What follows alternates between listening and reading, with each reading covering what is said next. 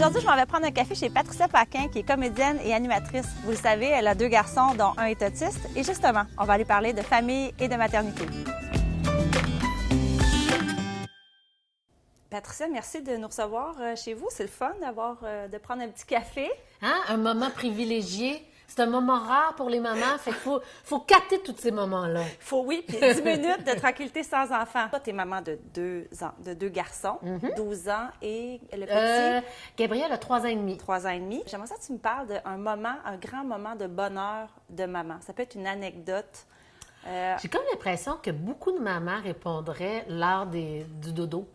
Parce que je trouve que nos enfants sont disponibles. Ils ont pris leur bain, ils se sentent bons et ils sont plus relax. Ils sont disponibles.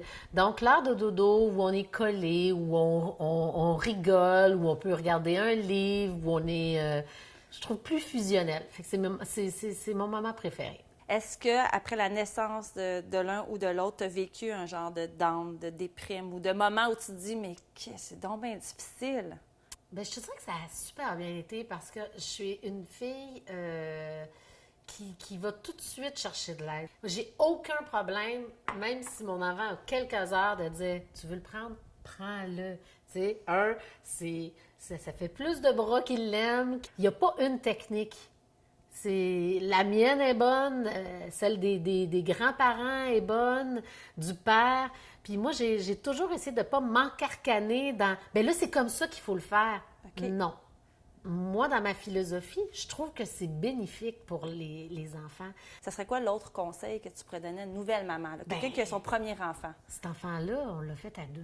Fait qu'il le père, là, il a toute sa place. Tu sais, il y a des mamans qui sont très possessives, même avec le papa.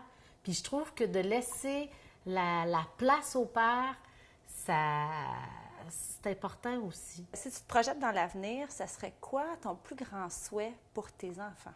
C'est une grosse question. Oui, d'autant plus que la réponse n'est pas la même pour pas les la deux. même, d'accord. Pour mon grand Benjamin, qui a un trouble envahissant du développement, dans la lignée de l'autisme, c'est qu'il ait une vie épanouie à la mesure de ses aptitudes. Ce que mon cœur de mère veut, c'est qu'il ait le plus d'autonomie possible, puis que dans sa situation, il soit le plus heureux possible. OK. Je suis pas inquiète. Pour mon petit Gabriel, 3 ans et demi, je vois que c'est un petit garçon qui est déjà plein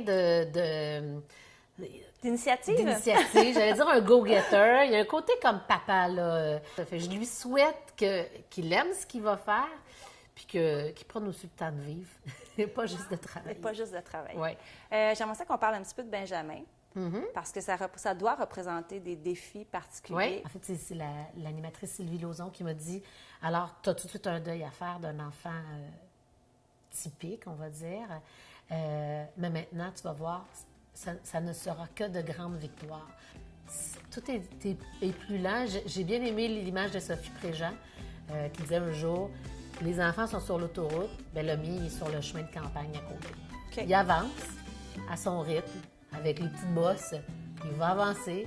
Il va-tu arriver à la même place que les autres? Je sais pas. Il avance. C'est ça. Voilà.